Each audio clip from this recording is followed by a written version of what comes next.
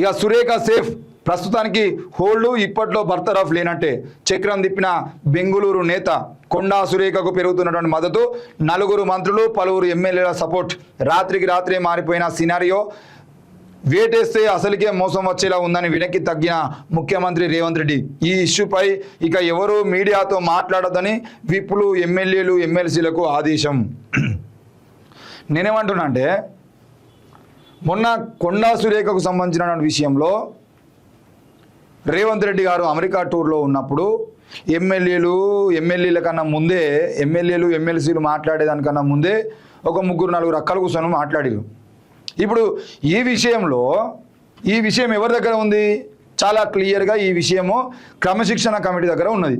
మరి క్రమశిక్షణ కమిటీ దగ్గర ఉన్నాక కూడా ఈరోజు ఒక నలుగురు అక్కలు ప్రెస్ మీట్ పెట్టడం, తర్వాత ఒక 19 మంది ఎమ్మెల్సీలు కలిపి ప్రెస్ మీట్ పెట్టడం అనేది ఏదైతే ఉందో, వీళ్ళు క్రమశిక్షణ ఉల్లంఘన చేసినట్టే కదా. ఇప్పుడు కొండా సురేఖ విషయాన్ని క్రమశిక్షణ కమిటీ చూస్తున్నా, లేదంటే ఈ ప్రెస్ మీట్ పెట్టినటువంటి ఎమ్మెల్యేలు చూస్తున్నాడా? క్రమశిక్షణ కమిటీ ముందు ఉన్నటువంటి ప్రతిపాదనను, వాళ్ళ కామెంట్లకు సంబంధించిన విషయంలో వీళ్ళు ప్రెస్ మీట్ ఎట్లా పెడతారు? కొండా సురేఖ రాజీనామా చేయాలని చెప్పేసి వేముల వీరేశం లాంటి వాళ్ళు ఎట్లా మాట్లాడతారు? ఇప్పుడు కల్వ సుజాత లాంటి వాళ్ళు, లేదంటే ఇందిరా శోభన్ లాంటి వాళ్ళు ప్రెస్ మీట్ పెట్టి మా అక్క లాంటిది, ఆమెకు ఎసరు పెడుతున్నాం అని చెప్పేసి ముచ్చట్లు మీరు ఎట్లా మాట్లాడతారు? మీరు క్రమశిక్షణ కమిటీ సభ్యులా? మీకేం పని? క్రమశిక్షణ కమిటీ ముందున్నప్పుడు ఇప్పుడు క్రమశిక్షణ కమిటీ వాళ్ళ మీద కూడా చర్యలు తీసుకోవాలి కదా. కొండా సురేఖ విషయంలో మా దగ్గర ఉన్నటువంటి ఫైల్ గురించి మీరు ఎందుకు మాట్లాడుతున్నారు అనేటువంటి విషయంలో ఆ ఎమ్మెల్యేలు, ఆ నలుగురు అక్కలు ఎవరైతే ఉన్నారో, కార్పొరేషన్ చైర్మన్లుగా కొంతమంది ఉన్నటువంటి వ్యక్తులు, వాళ్ళ మీద కూడా చర్యలు తీసుకోవాలి క్రమశిక్షణ కమిటీ. మేము తీసుకుంటున్న నిర్ణయానికన్నా ముందే మీరే రాజీనామా చేయాలని ఎట్లా చెప్తారు? వీళ్ళెవరు రాజీనామా చేసేయని అంటే రాజీనామా చేయమని చెప్పడానికి? కొండా సురేఖ విషయంలో ఇంత హైలైట్ చేసేటువంటి ప్రయత్నం ఎందుకు చేస్తున్నారు మరి కొండా సురేఖను? ఇక్కడ ఒక విషయం ఏంటంటే, మొన్న కొండా సురేఖ మల్లికార్జున ఖర్గేని కలిసింది బెంగళూరు నేత. అంటే బెంగళూరులో మొన్న మార్నింగ్ 11-11:30 మధ్యలో కలిసింది. దాదాపు 20 నిమిషాల పాటు పూర్తి స్థాయి రిపోర్టు మల్లికార్జున ఖర్గేకి ఇవ్వడం జరిగింది. అయితే ఈ ఫోటో ఎప్పుడు రిలీజ్ అయింది అంటే, దాదాపు రాత్రి 9-9:30 తర్వాత రిలీజ్ అయింది. దాదాపు ఒక 8-10 గంటల సేపు ఈ యొక్క విషయం బయటికి పొక్కనేయకుండా చాలా జాగ్రత్తగా ఉన్నారు. సో 11-11:30 కలిసినటువంటి కొండా సురేఖ మరి ఆ తర్వాత బెంగళూరులో ఎవరిని కలిసింది? డీకేని కలిసిందా, లేకపోతే ఇంకెవరైనా ముఖ్యులను కలిసిందా? రాత్రి వరకు కూడా ఎందుకు ఈ ఫోటోలు బయటికి రాలేదు అంటే, కొండా సురేఖ ఎవరైతే ఇప్పుడు ఈ రేవంత్ రెడ్డి వ్యతిరేక వర్గం ఏదైతే ఉందో తెలంగాణలో, స్ట్రాంగ్ వ్యతిరేక వర్గం, వీళ్ళంతా కూడా ఈ వ్యతిరేక వర్గం ఎవరైతే ఉన్నారో సోనియా గాంధీకి, రాహుల్ గాంధీకి, ఖర్గేకు చాలా దగ్గరి కోర్ కాంగ్రెస్ వాళ్ళు ఎవరైతే ఉన్నారో వీళ్ళందరూ కూడా ఇప్పుడు ఈమె తోటి ఖర్గేని కల్పించి ఇక్కడ జరిగినట్టు వాస్తవ పరిస్థితులు ఏంది, ఇక్కడ ఉన్నటువంటి వాళ్ళ రేవంత్ రెడ్డి బ్రదర్స్ ఎవరైతే ఉన్నారో వాళ్ళ దందాలు ఏంది, వాళ్ళ అవినీతి ఏంది, వాళ్ళ కథ ఏంది, కార్యక్రమం పూర్తి స్థాయి రిపోర్టు మల్లికార్జున ఖర్గేకి ఇవ్వడం జరిగింది. దాంతోపాటు అక్కడ డీకే కూడా ఇచ్చినట్టుగా ఒక సమాచారం. డీకేను కలిసినటువంటి విషయం బయటకు ఎక్కడ కూడా తెలవట్లేదు, కానీ డీకేను కలిసినట్టు కూడా ఒక సమాచారం వస్తుంది. ఎందుకంటే డీకేను కలిస్తే ఆ విషయాలన్నీ కూడా రాహుల్ గాంధీకి చేరవేస్తారు. అది 100% వాస్తవం. సో అందుకే కలిసింది అనేది చాలా స్పష్టంగా తెలుస్తోంది. అయితే ఇక్కడ ఇంకొక విషయం ఏంటంటే, ఇప్పుడు కొండా సురేఖను ఇప్పుడు ప్రస్తుతానికి ఏం జరుగుతుంది, ఈక్వేషన్స్ ఎట్లా జరుగుతున్నాయి అని మీకు చెప్తాను క్లియర్గా. రిజైన్ చేయమని చెప్పేసి ఆమె పైన ఒత్తిడి చేస్తున్నట్టుగా తెలుస్తూ ఉంది. ఎవరు రిజైన్ చేయాలని చెప్పేసి ఒత్తిడి చేస్తున్నట్టుగా తెలుస్తూ ఉంది. కానీ ఆమె మీద ఆ ఒత్తిడి ఉన్నదా లేదా పక్కన పెడితే, నిన్న రేవంత్ రెడ్డికి సంబంధించినటువంటి అమెరికా లండన్ టూర్ ముగించుకొని వచ్చిన తర్వాత గతంలో అంతకు ముందు 2 రోజుల ముందు ఎవరైతే ప్రెస్ పెట్టారో వాళ్ళలో కొంతమంది మాత్రమే రేవంత్ రెడ్డి రిసీవ్ చేసుకొని రావడం జరిగింది. అదేవిధంగా నాకు తెలిసి ఒకరు కూడా రాలనుకుంటా, ఒక ఎమ్మెల్యే వచ్చిండు. తర్వాత నిన్న సాయంత్రం జరిగినటువంటి ప్రెస్ మీట్ గమనించినట్లయితే ఎవరైతే అంతకుముందు ప్రెస్ మీట్ పెట్టి రేవంత్ రెడ్డికి అనుకూలంగా ఉన్నారో వాళ్ళే ఆ ప్రెస్ మీట్లో ఉన్నారు తప్ప మెజారిటీ మంత్రులు లేరు. ఆయనకు మద్దతుగా మేము ఉన్నాము రేవంత్ రెడ్డి చెప్పేటువంటి పరిస్థితి ఆయన కనబడతలేదు. చాలా స్పష్టంగా గుర్తుపెట్టుకోండి. ఇప్పుడు ఎవరైతే ఈ పచ్చ బ్యాచ్ ఏదైతే ఉందో, కాంగ్రెస్లో ఉన్నటువంటి పచ్చ బ్యాచ్ రేవంత్ రెడ్డి వర్గం అవుతుందో, వీళ్ళు పదే బర్తరఫ్ చేయాల్సిందే అని చెప్పి ఒత్తిడి చేస్తూ ఉన్నారు. కానీ ఒత్తిడి చేయాల్సింది ఎవరు? మంత్రులు అందరూ కూర్చోండి, మొత్తం అందరూ కూర్చొని ఒక నిర్ణయం తీసుకోండి. ఒక సీల్డ్ కవర్లో కొండా సురేఖను బర్తరఫ్ చేయాల్సింది చెప్పి ఒక సీల్డ్ కవర్లో పంపండి చూద్దాం. మీకు మీరుగా రేవంత్ రెడ్డి యొక్క బండారం, రేవంత్ రెడ్డి యొక్క అవినీతి మొత్తం కూడా బయట పెట్టింది అని చెప్పేసి ఒక కోణంలో ఈరోజు ఆమె పైన ఇష్టారీతిలో వ్యవహరిస్తున్నారు. నేను ఒకటే అడుగుతున్నాను, అసలు ఒక్కొక్కడికి పంచలు దడుస్తున్నాయి రేవంత్ రెడ్డి అంటే కాంగ్రెస్లో ఉన్న వాళ్ళకి. ఒక ఆడపిల్ల మాట్లాడింది, ఆ మాటలు మాట్లాడేటువంటి దమ్ములైనటువంటి నాయకులందరూ కూడా ఈరోజు కాంగ్రెస్లో ఉన్నారు. ఒక మంత్రి అయినా మాట్లాడుతున్నాడా? ఎవరు మాట్లాడట్లే. ఒక ఆడపిల్ల మాట్లాడింది, ఆ మాట్లాడితే వీళ్ళు ఇంతమంది మొత్తం 10-20 మంది ఎమ్మెల్యేలు ఎమ్మెల్సీలు బట్టలు నింపుకుంటున్నారు. కొంచెం సిగ్గు అనిపిస్తలేదా? ఒక అమ్మాయి మాట్లాడిన మాటలు మీరు కౌంటర్ ఇస్తున్నారంటే ఎంత దిగజారిపోయారో అర్థం చేసుకోవాలి. అంటే ఆ వ్యాఖ్యలు ఎంత గుచ్చుకున్నా, ఎంత నిజం కాకపోతే మీకు ఇంత కోపం వస్తుంది? నిజంగా ఈ అచ్చ కాంగ్రెస్ అని ఆమె చెప్పింది కదా, అచ్చ కాంగ్రెస్లో నాయకులు ఎవరైతే ఉన్నారో సిగ్గుపడండి. ఒక చిన్న పిల్ల, ఒక అమ్మాయి చాలా డేరింగ్ అండ్ డాషింగ్ తోటి మాట్లాడింది. ఈరోజు ఆమె మాట్లాడే మాటలను ఈరోజు కొండా సురేఖ ఆపాదించి ఆమెను రిజైన్ చేయమని ఒత్తిడి చేసే ప్రయత్నం చేస్తున్నారు. ఇక్కడ గమనించండి, ఇప్పుడు ఈమెను తీసేస్తే ఒక మహిళకి ఇవ్వాల్సి వస్తుంది మీరు మంత్రి పదవి. రెండోది, ఒక మున్నూరు కాపు, ఈ తెలంగాణలో ఒక మెజారిటీ బీసీ వర్గమైనటువంటి మున్నూరు కాపుకు సామాజిక వర్గం ఇవ్వాల్సి వస్తుంది. ఈరోజు పద్మశాలి సామాజిక వర్గం అంటే ఒక మెజారిటీ బలం ఉన్నటువంటి పద్మశాలి సామాజిక వర్గం సంబంధించినటువంటి వ్యక్తికి ఇవ్వాల్సి వస్తుంది. ఈ మూడు ఒక మంత్రి పదవి తీసేస్తే ఈ ముగ్గురికి ఇవ్వాల్సి వస్తుంది. మీరు ఏమనుకుంటారు? ఈమెను తీసేస్తే ఏది ఆది శ్రీనివాస్కి ఇవ్వచ్చు కదా, ఇస్తే అయిపోతుంది కదా మున్నూరు కాపు కోటలు అని చెప్పేసి అనుకుంటారు. మరి మహిళా కోట ఎవరు ఫుల్ఫిల్ చేయాలి? పద్మశాలి కోట ఫుల్ఫిల్ చేయాలి. అంటే పద్మశాలికి సంబంధించినటువంటి వాళ్ళు చైతన్యవంతులు కారు, వాళ్ళు ఏం చేయలేరు అనే ధీమాతోటి ఈరోజు మున్నూరు కాపుకి ఇచ్చే ప్రయత్నం చేస్తున్నారా? ఇస్తే బరాబర్ చేయండి. మా 22 అన్నాడు, ఆయన ఎమ్మెల్సీ ఇచ్చి ఆయనకు మంత్రి పదవి ఇవ్వండి. లేకపోతే ఇంకెవరన్నా పద్మశాలిని తీసుకొచ్చి వాళ్ళకి మంత్రి పదవి ఇవ్వండి. మహిళలను తీసుకొచ్చి మంత్రి పదవి ఇవ్వండి. ఉన్నాయి కదా 3 ఖాళీలు 2 ఖాళీలు ఉన్నట్టు అవన్నీ వీళ్ళకి ఫుల్ఫిల్ చేయండి చూద్దాం. మీరు ఎవరికి అందులో ఒకళ్ళు కొండా సురేఖను తీసి మీరు ఒకరే ఆది శ్రీనివాస్కో లేకపోతే ఇంకెవరు మున్నూరు కాపు సమాజ వర్గానికి సంబంధించి ఒకరికి ఇస్తా అంటే 100% మహిళలు ఒక తిరగబడుతుంది, పద్మశాలి ఓట్లన్నీ కూడా తిరగబడతాయి అనే విషయంలో గుర్తుపెట్టుకోవాలి. ఇది రేవంత్ రెడ్డి చాలా స్పష్టంగా గుర్తుపెట్టుకోవాలి. అంత ఈజీగా మీరు ఆ పద్మశాలిలో ఓటర్ చైతన్యం ఉండదు అని అనుకోవడం పొరపాటు. వాళ్ళు కూడా ఈరోజు చదువుకున్న వాళ్ళు కూడా మెజార్టీ ఉన్నారు, వాళ్ళు ఆలోచిస్తున్నారు. 100% మీరు చేసిన మోసం ఏదైతుందో ఆ మోసాన్ని పసిగడతారు. ఖచ్చితంగా వచ్చే ఎన్నికల్లో మీకు తిరుగుబాటు తప్పనే విషయం గుర్తుపెట్టుకోవాలి. అయినా వీళ్ళకి ఇప్పుడు ఆది శ్రీనివాస్ ఇప్పుడు ఎందుకు గుర్తొస్తాను? ఇన్ని రోజులు ఆది శ్రీనివాస్ మీ పార్టీలో లేడా? ఆది శ్రీనివాస్ ఇప్పుడు ఎందుకు గుర్తొచ్చింది మీకు? అంటే ఆది శ్రీనివాస్ తెర మీద తీసుకొచ్చి ఆయన హైలైట్ చేసేయడానికి ప్రయత్నం చేస్తే కొండా సురేఖ భయపడతా అనుకుంటారా?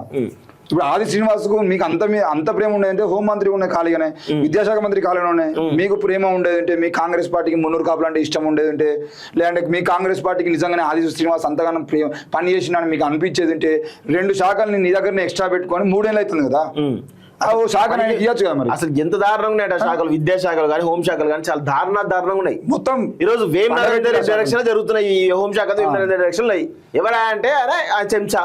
ఏం చెప్తాం వేం నరేంద్ర రెడ్డి గురించి?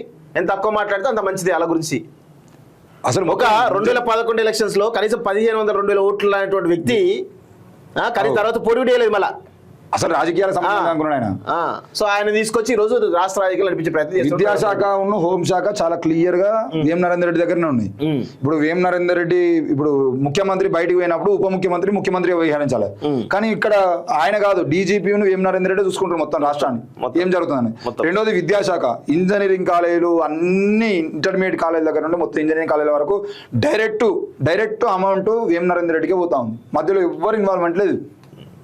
ఇక్కడ చూడండి, కొండా సురేఖను తీసేలా డిమాండ్ ఈ ఎమ్మెల్యేలను వినిపిస్తారు కదా. మరి ఇదే లక్షల కోట్ల అవినీతి చేస్తుండు రేవంత్ రెడ్డి బ్రదర్స్ అని చెప్పేసి కోమటిరెడ్డి రాజగోపాల్ రెడ్డి అన్నారు కదా. మరి ఆయన పైన మాట్లాడే దమ్ ఎందుకు లేదు మీకు అడుగుతున్నాం. చూద్దాం, మాట్లాడండి ఆయన గురించి కూడా. చిన్నారెడ్డి బర్తరఫ్ చేయాలి కదా, బర్తరఫ్ చేయండి, వీళ్ళని కూడా బర్తరఫ్ చేయాలని తీర్మానం చేయండి. చిన్నారెడ్డి కానీ అనిరుద్ధ్ రెడ్డి కానీ ఎన్ఎం శ్రీనివాసరెడ్డి కానీ వీళ్ళంతా సీఎం మీద తిరగబడ్డలే కదా, సీఎం పాలన కాంగ్రెస్ పార్టీ మీద తిరగబడ్డలే కదా. మరి వీళ్ళపైన ఎందుకు వస్తలే అంటే వీళ్ళంతా రెడ్లు అగ్రవర్ణాల వాళ్ళు కాబట్టి మీకు ఉచ్చబడుతుందని. మొత్తం 15-20 మంది ఉన్నారు కదా, మొత్తం బీసీలే కదా మీరందరూ కూడా. ఒక్కొక్కరికి ఉచ్చబడుతుందా? లాగులు నడుస్తున్నాయా ఎమ్మెల్యేలకు ఎమ్మెల్సీలకు? సిగ్గుపడండి. ఒక అమ్మాయి మాట్లాడింది, కనీసం మీకు మాట్లాడే దమ్ము ధైర్యం లేదు ఎమ్మెల్యేలకు ఎమ్మెల్సీలకు. ఈరోజు వీళ్ళని ఎందుకు వదిలిపెడుతున్నారు? అంటున్నా, వదిలిపెట్టదు కదా. అంటే కోమటిరెడ్డి రాజగోపాల్ రెడ్డి ఇప్పుడు కాదు, ఒకసారి కాదు, 2 సార్లు కాదు, ఎన్నిసార్లు, ఒక 10-15 సార్లు రేవంత్ రెడ్డి పైన విమర్శలు చేసిండు. అప్పుడు మాట్లాడి దమ్ములేదు. అనిరుద్ధ్ రెడ్డి అయితే కంప్లీట్గా మొత్తం వేరు కుంపడ పెట్టేసిండు. మొన్న 12 మంది ఎమ్మెల్యేలతో కోమటిరెడ్డి రాజగోపాల్ రెడ్డి ఫామ్ హౌస్లో మీటింగ్ పెట్టిండు. చాలా కీలకమైన వ్యక్తులు వెళ్ళినారు, రిపోర్ట్ మొత్తం ఉన్నది. మరి ఎందుకు చర్యలు తీసుకోవట్లేదు? ఇప్పుడు ఇక్కడ ఇంకో పేరు రాయాలన్నా, పర్ణికారెడ్డి వాళ్ళ మామ శివకుమార్ రెడ్డి. ఆయన వల్ల, పర్ణికారెడ్డి వాళ్ళ మామ వల్ల, శివకుమార్ రెడ్డి వల్ల మీనాక్షి నటరాజన్ రాజ్యసభ సభ్యత్వం రద్దయింది. అవును. ఒక తెలంగాణ ఇన్ఛార్జిగా ఉన్నటువంటి మీనాక్షి నటరాజన్ గారి రాజ్యసభ సభ్యత్వం రద్దు కావడం అనేది చాలా చర్చనీయాంశం. అది కాంగ్రెస్ పార్టీ, ముఖ్యంగా జాతీయ కాంగ్రెస్ కూడా వైఫల్యంతో తలదించుకోవాల్సిన విషయం. మరి శివకుమార్ రెడ్డి మీద మీరు తీసుకున్న చర్యలేంది? పర్ణికారెడ్డి మీరు ఇక బూతులు మాట్లాడదు, కానీ వీళ్ళిద్దరి మీద మీరు తీసుకున్న చర్యలేంది? అంటే ఇక్కడ చూడు, రేవంత్ రెడ్డి ముడ్డి కిందకి నీళ్ళు వస్తేమో మొత్తం రాష్ట్ర రాజకీయాలు మొత్తం షేక్ చేయాలి. మరి ఇదే కాంగ్రెస్ పార్టీ ఇన్ఛార్జ్ అంటే మీనాక్షి నటరాజన్ పాపం ఇబ్బంది పెడితే ఇదే రియాక్షన్ ఎందుకు లేదు కాంగ్రెస్ పార్టీ నుంచి, ఎమ్మెల్యే నుంచి? ప్రెస్ పెట్టిరా, ఎవరు లీక్ చేసిరు, ఏంది, ఫైవ్ లీక్ చేసినా, రేవంత్ లీక్ చేసిన చెప్పి 20 మంది ఎమ్మెల్యే ఎందుకు ప్రెస్ పెట్టి చెప్తలేరు? అంటే మీకు రేవంత్ రెడ్డి అంటే గౌరవం ఉంటుంది, కానీ మీనాక్షి అంటే గౌరవం లేదు. అరే ఓ ఈశ్వరమ్మ యాదవ్ను లంజా అని తిట్టినటువంటి వ్యక్తుల్ని మీరేం చేసిరు? నాకు అర్థం కాదు. వాడిని కొడుకుని ఏం చేసిరు? ఇప్పుడు 7 కోట్ల రూపాయలు ఇచ్చి నేను పదవి తెచ్చుకున్నా అని చెప్పేసి బహిరంగంగా ఆయన ఆడకాలు బయటకు వచ్చిన తర్వాత వాళ్ళు రెడ్లు, చిన్నారెడ్డి రెడ్డి, కోమటిరెడ్డి రెడ్డి, రాజగోపాల్ రెడ్డి, అనిరుద్ధ్ రెడ్డి, మేఘారెడ్డి రెడ్డి, ఎన్ఎం శ్రీనివాస్ రెడ్డి, పర్ణికారెడ్డి రెడ్డి, శివకుమార్ రెడ్డి, ఈయన జక్కడి శివసేనారెడ్డి రెడ్డి, వీళ్ళందరూ రెడ్లందరూ అన్నప్పుడు మూసుకొని పన్నటువంటి 18 మంది ఎమ్మెల్యేలు మొత్తం ఈ రోజు వేముల వీరేశం మీద అంతెందుకు. ఇప్పుడు నమస్తే తెలంగాణ కూడా వార్త వచ్చింది, చాలా క్లియర్ గా రాసిండన్న. నమస్తే తెలంగాణలో ఆయన ఏమంటానంటే, ఈరోజు బడే బాయికి సంబంధించినటువంటి విషయంలో ఎవరి మీద డిప్యూటీ భుజాలపై మధ్యవర్తి బాధ్యతలు, సైలెంట్ రాజీనామా, చాలా క్లియర్ గా కనబడతా ఉంది. ఇది ఏంటిది? డిప్యూటీ భుజాల మీద తుపాకీ పెట్టి, డిప్యూటీ అంటే ఎవరు? బట్టి విక్రమార్కతో చెప్తున్నా అంట, మీరు రాజీనామా చేయండి, పంచాయతీ అంతా పోతుంది అని చెప్పేసి. అంటే బట్టి విక్రమార్క మీద తుపాకీ పెట్టి నువ్వు మా బీసీలను కాలుస్తా అంటే నీ రెడ్లందరూ ఎందుకు కావాలి బాయ్? నువ్వు బట్టి విక్రమార్క అప్ప ఇప్పుడు నీకు దమ్ముంటే ఈయన బట్టి విక్రమార్క కూడా పొంగులేటో ఎవడు పడితే వాడు ఉన్నాడు కదా. పొంగులేటి ఉన్నాడు, ఉత్తమ్ కుమార్ రెడ్డి ఉన్నాడు, కోమటిరెడ్డి వెంకటరెడ్డి ఉన్నాడు, ఈ రెడ్లందరూ ఉన్నారు కదా. ఏం మిక్తారు వాళ్ళు? మళ్ళీ బట్టి విక్రమార్క అన్న కూడా దయచేసి సిగ్గుండాలన్న కొద్దిగా మీరు ఏమని అనుకోరు. బీసీల బహుజనవాదానికి సంబంధించిన విషయంలో దళితుల ఓట్లను, బహుజన ఓట్లను అడ్డం పెట్టుకొని ఈ రోజు మంత్రి అయినటువంటి బట్టి విక్రమార్క లాంటి వాళ్ళందరూ కూడా మీరు రెడ్ల వైపు నిలబడతారా, బీసీల వైపు నిలబడతారా? విషయం తెలుసా? ఎన్టీవీలో లేకపోతే ఏబిఎన్ ఆంధ్రజ్యోతి ఎవరిది, రేవంత్ కన్సర్న్ నడిచేది.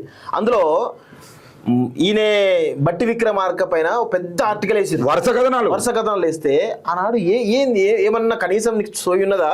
బట్టి విక్రమ నువ్వు బడుగు బలహీన వర్గాల వ్యక్తి అని చెప్పేసి ఎంతో గౌరవం ఉండే, కానీ నీకు ఆ ట్యాగ్ పోయింది. నువ్వు కంప్లీట్గా బడుగు బలహీన వ్యక్తి కాదు, నువ్వు మార్వాడీలకు సంబంధించిన వ్యక్తి అనే కనబడుతున్నావు మాకు. 100% అదే. నిన్ను ఏదో ఊహించుకున్నాం. నువ్వు సరే ఎవరికి ఏం చేస్తావు పక్కన పెడితే, కనీసం పాలన విషయంలో నువ్వు ఒక మార్పులు తీసుకొస్తావు అనుకున్నాం, కానీ మొత్తం కంప్లీట్గా కొలాప్స్ అయిపోయినావు. ఉన్న పరువులో మొత్తం పోయింది ఇది. అసలు నువ్వు అచ్చ కాంగ్రెసా పచ్చ కాంగ్రెసా తెలుసుకో. ఇప్పుడు నువ్వే కాంగ్రెస్. ఒకవేళ ఇప్పుడు కొండా సురేఖ విషయంలోనే మీరు బర్తరాఫ్ వేసి ఆమెను ఏమైనా ఇవ్వాలంటే మిగతా రెడ్లందరి విషయంలో మీరు ఏం బిగిరని అడుగుతున్నాం. లేదు మీరు ఈ ఒక్కదాన్ని బర్తరాఫ్ చేసి, ఈ ఒక్కదాని పదవిని పక్క పెట్టేసి, ఈ ఒక్కదాన్ని రాజీనామా చేపించి మేము మిగతా వాళ్ళందరినీ ఏం బీకము అని అంటే మాత్రం తర్వాత మీ పీఠాలు కూడా కదులుతాయి అనే విషయాన్ని మేము తెలియజేయాలనుకున్నాం. రాష్ట్ర రాజకీయాల్లో కొద్ది రోజులుగా తీవ్ర ఉత్కంఠ రేపినటువంటి మంత్రి కొండా సురేఖ ఎపిసోడ్ కు ఎట్టకేలకు తెరపడింది. ఆమెపై వేటు వేయాలని తీవ్ర స్థాయిలో ఒత్తిడి వచ్చినప్పటికీ పార్టీలోని అంతర్గత పరిణామాలు, పలువురు మంత్రుల మద్దతు, బెంగళూరు స్థాయిలో జరిగినటువంటి మంత్రాలు సురేఖకు రక్షణగా నిలిచాయి. చూడండి, ఈ ఒత్తిడి వచ్చేప్పటికీ పార్టీలో అంతర్గత పరిణామాలు, పలువురు మంత్రుల మద్దతు, బెంగళూరు స్థాయిలో జరిగిన మంత్రాలు రక్షణగా నిలిచాయి. వేటు వేస్తే పార్టీకి నష్టం వాటిల్ని గుర్తించినటువంటి అధిష్టానం ముఖ్యమంత్రి రేవంత్ రెడ్డి తాత్కాలికంగా వెనక్కి తగ్గడంతో సురేఖ పదవి ప్రస్తుతానికి సేఫ్ గా మారిందనే అభిప్రాయాలు వ్యక్తమవుతున్నాయి. ఈ నేపథ్యంలో అసలు తెర వెనుక ఏం జరిగింది, రాత్రికి రాత్రి సమీకరణ ఎలా మారిపోయి అనే అంశాలపై రాజకీయ వర్గాల్లో ఒక ఆసక్తికర చర్చ నడుస్తుంది. 100% ఆమె ప్రస్తుతానికి సేఫ్ జోన్లో ఉన్నది అనేటువంటి వ్యవహారం అయితే నడుస్తూ ఉంది. ఎందుకంటే సీనియర్లు చాలా స్పష్టంగా ఆమె మద్దతు ఇస్తున్నారు. ఎందుకంటే ప్రెస్ మీట్ కనీసం సీనియర్లు ఒక్కరు కూడా మాట్లాడలేదు, ఎవరిని ఈమె మాటలే కనీసం ఖండించలేదు, రేవంత్ రెడ్డి మద్దతుగా నిలవలేదు. సో అంటే 100% ఈమెకు మంత్రివర్గంలో చాలా స్పష్టంగా మద్దతు ఉన్నది. సో ఖర్గేను కలిసింది అంటే ఖర్గే ఎట్లా అపాయింట్మెంట్ ఇస్తాడు? Yes. ఒకటి ఖర్గే అపాయింట్మెంట్ జనరల్ ఇలాంటి కాంట్రవర్సీ విషయాలలో అది కూడా CM కు సంబంధించిన విషయం. ఇయ్యరు, కానీ ఇచ్చారు అంటే 100% ఏదో జరుగుతుంది కాంగ్రెస్ జాతీయ కాంగ్రెస్ లో ఏదో సంథింగ్ జరుగుతుంది రేవంత్ రెడ్డికి వ్యతిరేకంగా అనేది చాలా స్పష్టంగా అర్థమవుతుంది. చక్కెర తిప్పిన బెంగళూరు నేత ఎవరు? డీకే శివకుమార్ మేబీ కావచ్చు. కొండా సురేఖ పెరుగుతున్న మద్దతు, 4 మంత్రులు 10 ఎమ్మెల్యేల సపోర్టు, రాత్రికి రాత్రి మారిపోయిన సినారియో, వేటేస్తే అసలుకే మోసం వచ్చేలా ఉందని వెనక్కి తగ్గినటువంటి ముఖ్యమంత్రి రేవంత్ రెడ్డి ఈ ఇష్యూపై ఇక ఎవరు మీడియాతో మాట్లాడదని విప్లు ఎమ్మెల్యేలు ఎమ్మెల్సీలకు ఆదేశం. అంతా రేవంత్ రెడ్డి కూడా బడుగు బలహీన వర్గాలు ముందు పెట్టి రాజకీయం చేయాలని చూస్తున్నాడు. కానీ ఒకప్పుడు బడుగు బలహీన ముందు పెడితే ఎవరు మాట్లాడాలనుకున్నారు, కానీ ఇప్పుడు గొంతులు చాలా ఉన్నాయి, మాలాంటి గొంతులు చాలా ఉన్నాయి, మాట్లాడు అసలు నిజాలు ఏంది, ఎవరు దొంగలు, ఎవరు బాధితులు, ఎవరు చెంచాలని చెప్పేసి ప్రజలకు చెప్పే ప్రయత్నం చేస్తాం కదా. ఎవరు ఒక్కడన్నా 20 మంది ఒక్కడన్నా గెలిచేటట్టుందా? ఎవరు గెలిచేటట్లేరు, అందరూ ఓడిపోయే ముఖాలే. వీళ్ళందరూ ఎవరు మళ్ళా? వీళ్ళేం క్రమశిక్షణ కమిటీ సభ్యులా అన్న? వీళ్ళని అసలు వీళ్ళు ఎవరు మాట్లాడడానికి? క్రమశిక్షణ కమిటీ దగ్గర ఉన్నప్పుడు వాళ్ళు చూసుకుంటారు, అది మంత్రి పదవికి సంబంధించిన విషయం. మీరేంది ఆఫ్టర్ ఆల్ ఎమ్మెల్యేలు ఎమ్మెల్సీలు, మరి మంత్రులకు సంబంధించిన విషయంలో భర్తరఫ్ చేయాలని మీరు సంకల్ప గుర్తుకున్నాడు ఎందుకు? రేవంత్ రెడ్డి వచ్చినాక ఆయన చూసుకోడా?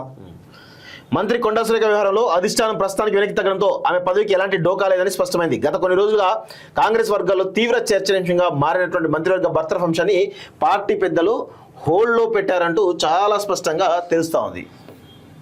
నెక్స్ట్ పేజ్ లేదా? ఆమెపై తక్షణమే ఎలాంటి చర్యలు తీసుకోవద్దని, వివాదాన్ని మరింత రాజేయకుండా ప్రస్తుతానికి వ్యవహారాన్ని చల్లార్చాలని నిర్ణయించారు. కొండా సురేఖపై క్రమశిక్షణ చర్యలు, మంత్రి పదవి నుంచి తొలగింపు ప్రతిపాదనపై అధిష్టానం ప్రస్తుతానికి పూర్తి వివరణ ప్రకటించింది. షోకాజ్ నోటీసులకు ఆమె ఇచ్చిన వివరణ సీనియర్ నేతల అభిప్రాయాలు పరిగణలోకి తీసుకున్నటువంటి హైకమాండ్ తొందరపడి ఎలాంటి నిర్ణయం తీసుకోవద్దని స్పష్టం చేసింది. దీంతో ఆమెపై అప్పట్లో బర్తరఫ్ వేటు ఉండబోదనేటువంటి విషయం తేలిపోయింది. కొండా సురేఖకు పెరుగుతున్నటువంటి మద్దతు అట.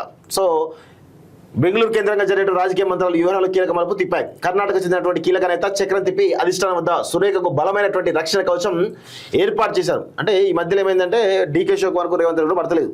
సో మేబీ డీకే శివకుమార్ మద్దతు పెరిగింది అనేది ఒక అంచనా కనబడతా ఉంది. పలువురు సపోర్టు బహిరంగంగా ఎవరు ఎట్లా కానీ వెనక్కి తగిన రేవంత్ రెడ్డి అంటూ చూస్తా ఉన్నాం.